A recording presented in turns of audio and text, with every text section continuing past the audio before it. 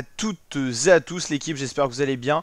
Pour cette nouvelle vidéo, on se retrouve pour le résumé complet de la troisième étape du Tour d'Espagne 2024. Troisième étape qui relie aujourd'hui la ville de Lusa au Portugal à la ville de Castelo Branco. 191,2 km au programme pour une étape normalement qui devait se jouer au sprint. Deux difficultés qu'on vous avait présentées dans la présentation de l'étape. L'Alto de Texeira en deuxième catégorie et l'Alto de Alpedrina en quatrième catégorie pour attribuer des points pour le classement des grimpeurs. Alors juste avant d'aborder le résumé classique, il faut savoir que avant pour faire mes résumés j'utilisais la plateforme Eurosport Player qui me permettait de faire des captures d'écran. Or maintenant c'est passé sur Max si vous suivez un petit peu sur le streaming un peu de Vuelta. Donc pour faire les résumés c'est un peu galère parce que la capture d'écran n'est plus autorisée, ça fait écran noir comme sur Canal par exemple. Donc on va essayer de se débrouiller avec les moyens du bord, on va essayer de trouver des solutions pour que vous puissiez voir les images. J'ai vu que quand on faisait des allers-retours sur le site Max, des fois vous verriez peut-être les images, donc on va faire au mieux et on essaiera d'ajuster au fur et à mesure de cette Vuelta. Mais c'est vrai que les choses changent et en tout cas Giro Tour de France cette année on n'a pas eu ce problème parce qu'il y avait la plateforme Eurosport, mais Max c'est arrivé depuis fin juillet, donc un petit peu plus compliqué. Donc dans cette étape on avait 4 coureurs en tête, des équipes invitées, Euskaltel-Euskadi avec Luis Angel Maté une nouvelle fois à l'avant avec un équipier et l'équipe Kiam Pharma également avec 2 coureurs à l'avant, des petits coureurs espagnols invités, donc 4 coureurs dans une échappée. À 108 km de l'arrivée ils avaient 3 minutes 56 d'avance. Ensuite donc le peloton a toujours géré pour garder un écart tout à fait acceptable entre l'échappée et ce peloton.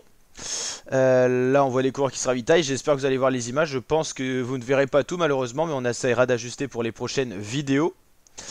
À 63 km de l'arrivée, il n'y a plus que 2 minutes 44 d'avance pour les échappés. Le peloton gère tranquillement, ils reviennent petit à petit à 49 km, plus que 1 minute 18.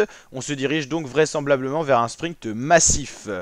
À 26 km de l'arrivée, il n'y a plus qu'un coureur en tête, il a 35 secondes d'avance sur le peloton.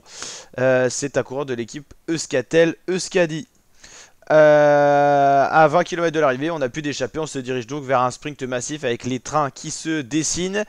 Et on assiste donc à un sprint massif, encore un duel comme celui annoncé entre Van Aert et donc Caden Groves, et c'est finalement Wout Van Aert qui s'impose pour cette victoire d'étape. On va aller voir le classement complet de cette étape. Victoire du maillot rouge, Wout Van Aert, le Belge pour la Visma Lease Bike, qui remporte une nouvelle étape sur un grand tour 2 ans après sa dernière victoire. Caden Groves cette fois fait deuxième, il n'a pas battu 2 fois Van Aert. Et Aberasturi, belle surprise pour la Euskaltel-Euskadi qu'on a vu toute la journée à l'avant. Ils avaient finalement un sprinter assez rapide qui prend la 3ème place, l'Espagnol Aberasturi Izaga. Arnaud Marit un peu décevant, fait seulement 4ème. Pavel Bittner le Tchèque 5ème. Strong 6ème, Livin 7ème. Le premier français, Brian Cocard qui est 8ème pour la formation Cofidis. Soto Guirao 9ème et Canal Blanco 10ème. Il n'y a pas vraiment un gros gratin de sprinters, ce qui permet à certains sprinters comme Aberasturi d'être 3ème, ou encore hier on avait une petite surprise avec un coureur qui était 3ème aussi, qu'on n'attendait pas à ce niveau là. On va justement aller voir le classement aussi d'hier pour comparer parce qu'on a eu 2 sprints massifs. Donc hier c'était Caden Groves devant Van Aert, ça s'est inversé, c'était Strong l'Australien de la Israel Premier Tech qui était 3ème.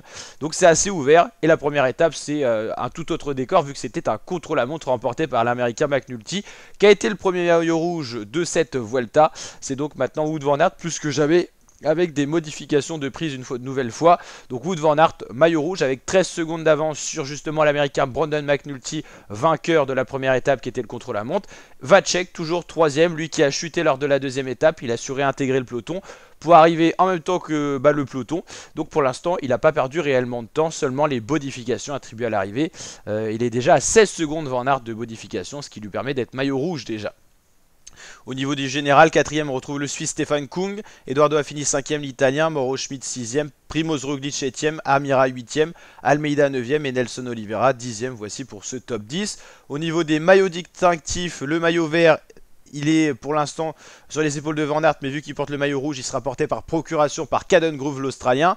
Meilleur grimpeur, c'est Luis Angel Maté Mardones qui réalise sa dernière Vuelta, le vétéran espagnol qu'on voit souvent à l'avant. Il veut se montrer pour cette dernière Vuelta. On retrouve après les coureurs d'échappée, Izaza et Ruiz Sedano qui étaient dans l'échappée aujourd'hui. Justement, on n'avait pas donné leur identité parce que c'est des petits coureurs qu'on connaît pas encore trop. Et tout au long de la Vuelta, on pourra préciser tout ça parce qu'on va commencer à connaître. Le maillot blanc, c'est le Tchèque Vacek et la meilleure équipe, c'est la UAE devant la Lidl Trek et la Team Visma Light the Bike. Pour l'instant, le classement par équipe est très resserré, on n'a pas eu de montagne, mais il faut patienter parce que l'étape 4 sera justement de la montagne entre Plasencia et Pico Voilarcas. On arrive cette fois en Espagne pour déjà une étape de haute montagne arrivée en altitude dès la première semaine de course et dès la 4e étape, ce qui est assez rare. La team, j'espère que cette vidéo vous a plu, n'hésitez pas à liker, partager, vous abonner.